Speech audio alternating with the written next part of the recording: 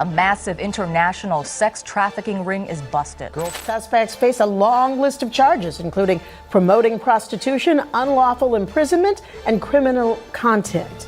Also, child endangerment. My administration is 100% committed to eradicating human trafficking from the earth. A school in Minnesota was discovered hiding a criminal basement. A principal known for strict moral standards betrayed the trust of parents. 45 students were quietly drawn into a prostitution network the moment they turned 18, and 2.1 tons of heroin and fentanyl were moved across the United States without raising alarms. This is not a story about a crime that happened overnight. It is about something that survived in plain sight for years. Do you want to know the truth they tried to bury beneath a school building?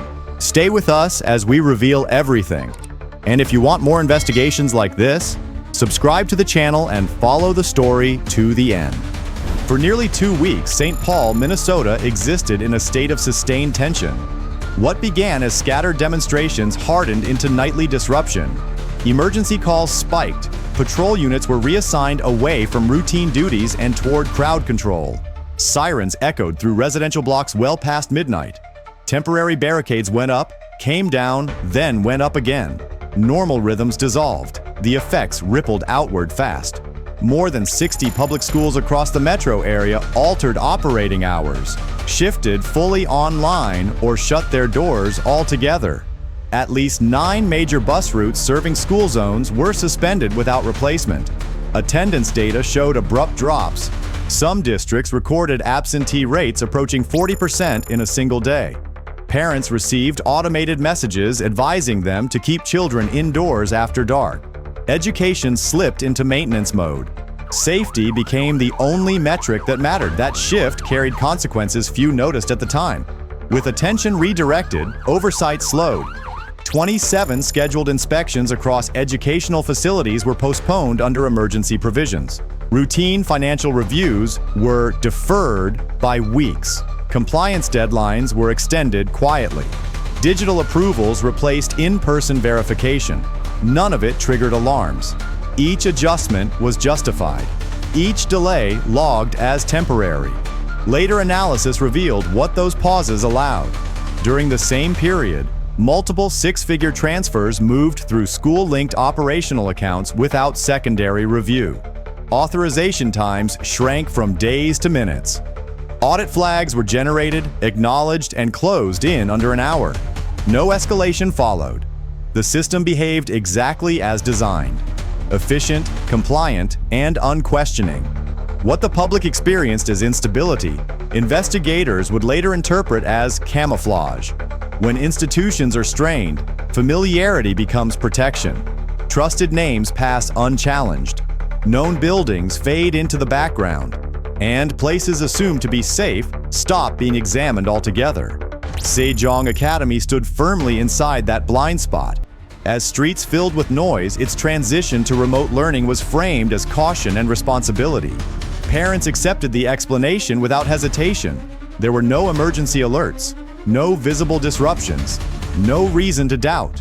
While the city watched unrest unfold above ground, critical decisions were being made quietly elsewhere. Records were moving, access was changing, and beneath the surface, conditions were aligning for something far more serious than anyone imagined. While the city strained under uncertainty, Sejong Academy appeared untouched. To parents, it represented order in a moment when everything else felt unstable. Discipline was strict, rules were clear, leadership was visible. For nearly 8 years, Dr. Ayan Muhammad Ali had cultivated that image carefully. She spoke often about values, responsibility, and structure. In a fractured environment, she was seen as a safeguard.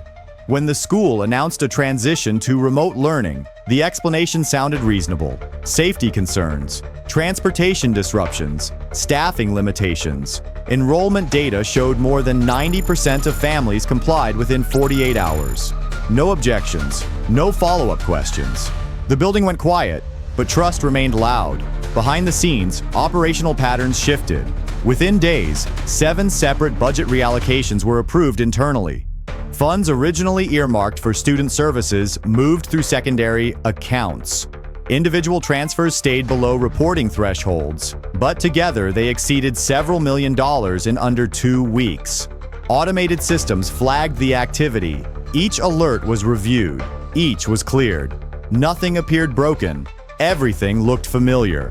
What investigators would later note was timing. These movements did not happen before the unrest. They did not wait until it ended. They happened precisely while attention was elsewhere. The school's closure created distance. Distance reduced questions. And here is where the story tightens. Because financial anomalies rarely exist alone. They point outward.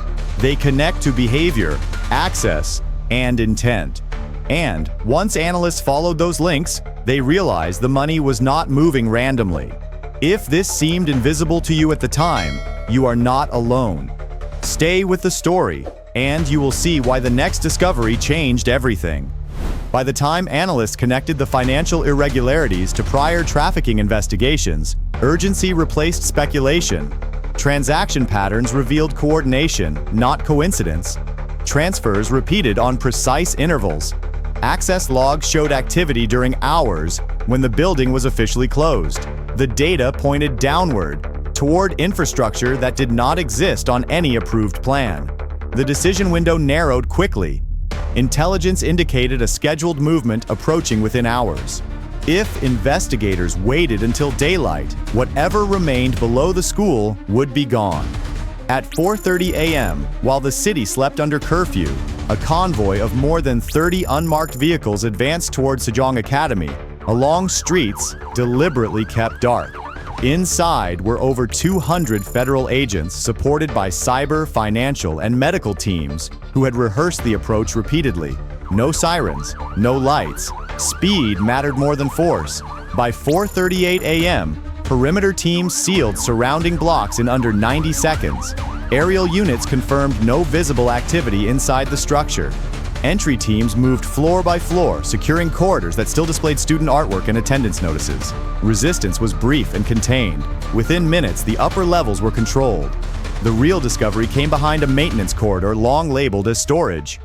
Thermal scans detected clustered heat signatures where none should have been. A concealed wall gave way, revealing a deliberately constructed underground space. Not old, not improvised, reinforced, ventilated, and sealed from sound. Inside, investigators found 45 students, sedated and unable to respond. Medical teams moved immediately. Oxygen levels were critically low. Toxicology screens later confirmed multiple fast-acting suppressants at concentrations that could have become fatal within hours. Further inside, agents located over 1 ton of packaged narcotics prepared for rapid distribution, alongside vacuum-sealed cash stacked in standardized blocks, exceeding tens of millions of dollars. The basement was not a hiding place. It was an operational hub. At 5:01 a.m., Dr. Ayan Muhammad Ali was taken into custody while attempting to move through a secondary underground passage. She offered no resistance. Around her, associates were detained as the system she had spent years building collapsed in minutes. Above ground, the school looked unchanged.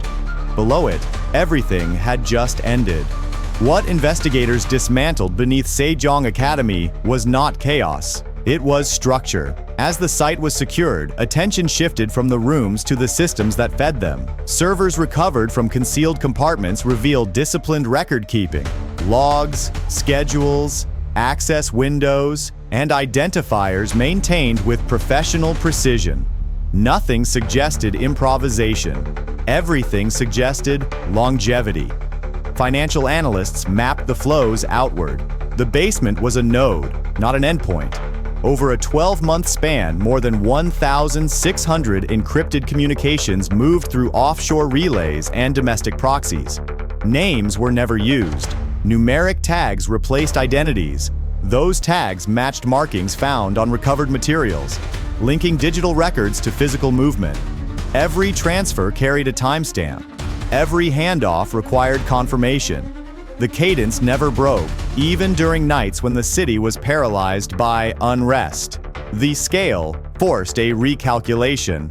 conservative estimates placed monthly throughput at $60 to $85 million, combining trafficking services and narcotics distribution. Over a year, that figure approached $750 million. The infrastructure made sense in that context. The reinforced construction, the redundant power lines, the ventilation designed to run independently for days. This was not built to hide once. It was built to operate continuously. Then came the timeline.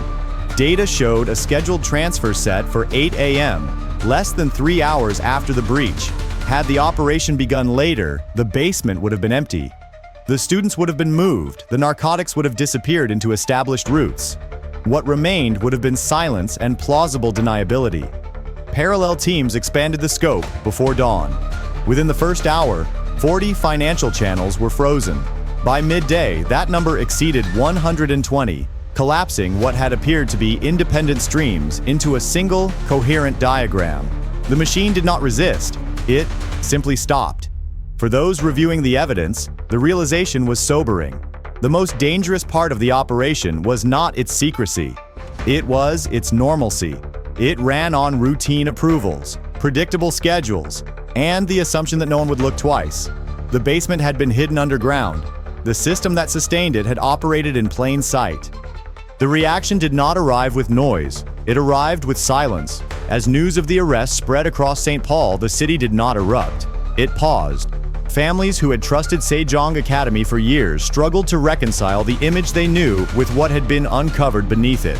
For many, disbelief lasted longer than anger.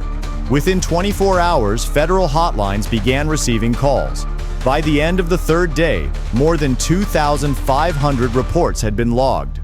Some callers asked direct questions. Others spoke carefully, circling concerns they had dismissed years earlier. Restricted hallways, schedule changes that never came with explanations, after-hours notices framed as academic support. At the time, none of it felt threatening. It felt routine. Community centers filled quietly. Rows of folding chairs were occupied by grandparents, aunts, uncles, caretakers over 60 who had stepped in to support families during uncertain years.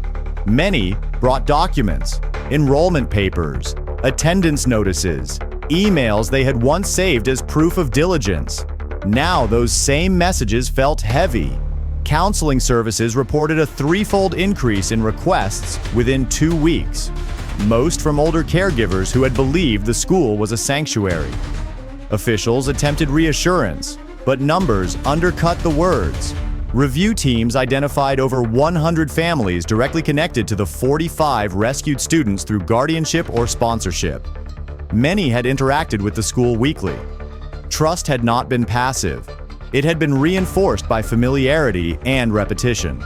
Surveys conducted after the arrest revealed a stark shift. Prior to the operation, nearly 8 in 10 residents over 60 believed the school was among the safest places in the district. That confidence did not erode gradually. It collapsed. Attendance at neighborhood meetings doubled, then tripled. Conversations turned inward, not toward blame, but toward memory. Moments re-examined with new context. Investigators noted the pattern clearly.